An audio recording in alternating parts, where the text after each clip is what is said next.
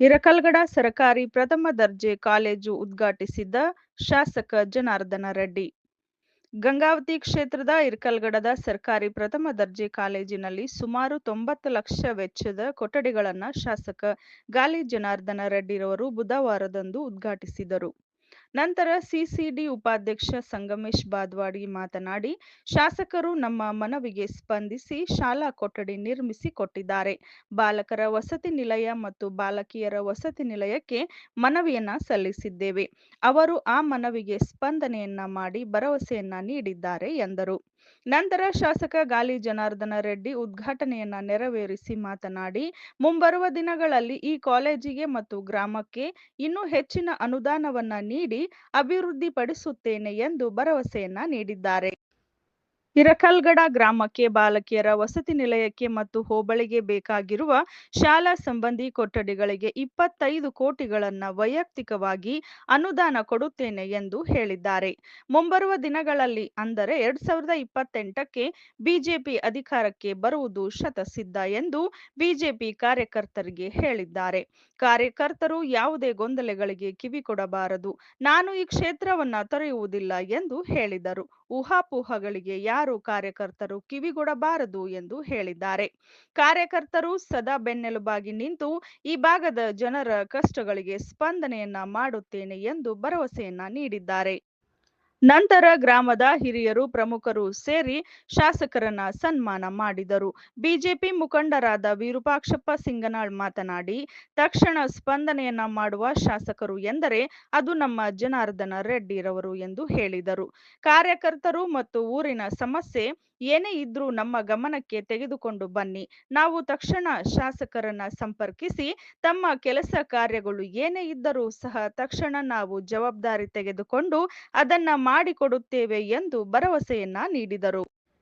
ಈ ಸಂದರ್ಭದಲ್ಲಿ ಗ್ರಾಮದ ಹಿರಿಯರಾದ ಗಂಗಾಧರ ಸ್ವಾಮಿ, ವೀರಬಸಪ್ಪ ಶೆಟ್ಟರ್, ಮಹೇಶ್ ದೇಸಾಯಿ, ರವಿ ದೇಸಾಯಿ, ರಾಜೇಶ್ ಕಂದಕೂರು, ರಾಮಣ್ಣ ಗೋಸಲದಡ್ಡಿ, ರಮೇಶ್ ಬುಡ್ಶಟ್ನಾಳ್, ಬಸವರಾಜ್ ಪಿನ್ನಿ, ಮಲ್ಲಪ್ಪ ಕಾಮನೂರು, ವೆಂಕನಗೌಡ್ ಇನ್ನೂ ನೂರಾರು ಕಾರ್ಯಕರ್ತರ ಉಪಸ್ಥಿತಿ ಇತ್ತು. K2 times bureau Girish Hiremath, Koppal.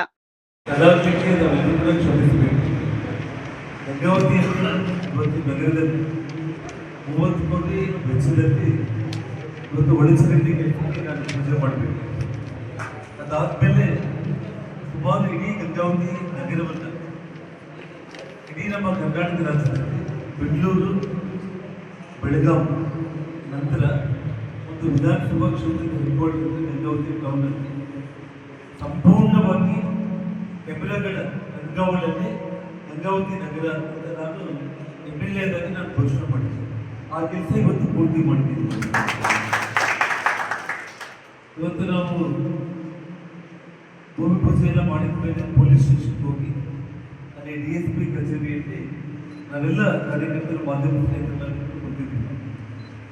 ನಾನಲ್ಲಿ ಬಟನ್ ಒತ್ತಿದ ತಕ್ಷಣ ನನ್ನ ಕಾರು ಗಂಗಾವತಿ ನಗರದಲ್ಲಿ ಎಂಟ್ರಿ ಆಗಿದ್ದು, ನನ್ನ ಕಾರ್ ನಂಬರ್ ನೋಡಿದ ತಕ್ಷಣ ನನ್ನ ಕಾರು ಯಾವ ಟೈಮ್ ಗಂಗಾವತಿ ಒಳಗಡೆ ಬಂತು ಅನ್ನೋದು ಬಂದು ಬಿಟ್ಟಿದೆ. ಮತ್ತು ಎಲ್ಲೆಲ್ಲಿ ನಾನು ಯಾವ್ಯಾವ ರೋಡಲ್ಲಿ ಬಂದಿದ್ದೀನಿ ಅದು ಕೂಡ ಬಂತು. ಇಡೀ ಗಂಗಾವತಿ ನಗರದಲ್ಲಿ ಯಾರೇ ಬಂದರೂ ಕೂಡ ಹೆಲ್ಮೆಟ್ ಹಾಕೊಂಡಿದ್ದಾರೆ ಇಲ್ಲ, ಟ್ರಿಬಲ್ ರೈಡ್ ಇಲ್ಲ, ಅಥವಾ ಯಾರಾದರೂ ಕ್ರಿಮಿನಲ್ಸ್ ಊರು ಒಳಗಡೆ ಎಂಟ್ರಿ ಆದರೂ ಕೂಡ ಅವ್ರು ನಡ್ಕೊಂಡು ಬಂದರೆ, ಟೂ ವೀಲರಲ್ಲಿ ಬಂದರೆ, ಕಾರಲ್ಲಿ ಬಂದರೆ ಆ ಕೆಮೆರಾಗಳು ಏನು ಲೇಟೆಸ್ಟ್ AI ಟೆಕ್ನಾಲಜಿ ಅಂತ ಬಂದಿದೆ. ಆ ಟೆಕ್ನಾಲಜಿ ಮೂಲಕ ಇಡೀ ಎಲ್ಲ ಪ್ರಮುಖ ರಸ್ತೆಗಳಲ್ಲಿ ಏನೇ ಓಡಾಡಿದ್ರು ಕೂಡ ಎಲ್ಲದನ್ನ 3 ಬಾರಿ ಇಡೀ ಕಲ್ಯಾಣ ಕರ್ನಾಟಕಕ್ಕೆ ಸರ್ಕಾರಿಯ ಏಕೈಕ ಪದವಿ ಪೂರ್ವ ಕಾಲೇಜು ರ್ಯಾಂಕ್ನಲ್ಲಿ ಫಸ್ಟ್ 3 ಸಾರಿ. ಅದಲ್ಲದೆ ಪದವಿ ಕಾಲೇಜು ಸುಮಾರು ಈ 80 ವರ್ಷದಲ್ಲಿ ಸುಮಾರು ಒಂದು 25 ಯೂನಿವರ್ಸಿಟಿ ಗ್ರೂಪ್ಗಳು ಈ ಕಾಲೇಜಿನಲ್ಲಿ.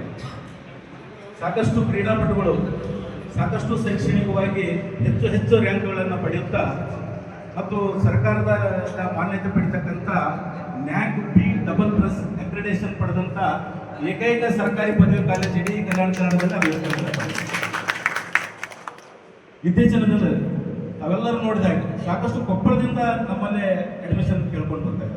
ಪಕ್ಕದ ಯಲಬುರ್ಗಾ ತಾಲೂಕಿನಲ್ಲಿ ಸಾಕಷ್ಟು ಸ್ಕೂಲು ಕಾಲೇಜುಗಳಿದ್ರೂ ಕೂಡ ಹಿರಕಲ್ಗಡ ಕಾಲೇಜಿಗೆ ನಮಗೆ ಅಡ್ಮಿಷನ್ ಬೇಕು ಅಂತ ಸಾಕಷ್ಟು ಒತ್ತಡಗಳನ್ನು ಕೂಡ ಹಿರಿಯರಿಂದ ತಗೊಂಡು ಬರ್ತಾರೆ. ಕಾರಣ ಏನಪ್ಪ ಅಂದರೆ ಇಲ್ಲಿ ನೀಡ್ತಕ್ಕಂಥ ಅತ್ಯಂತ ಮೌಲ್ಯ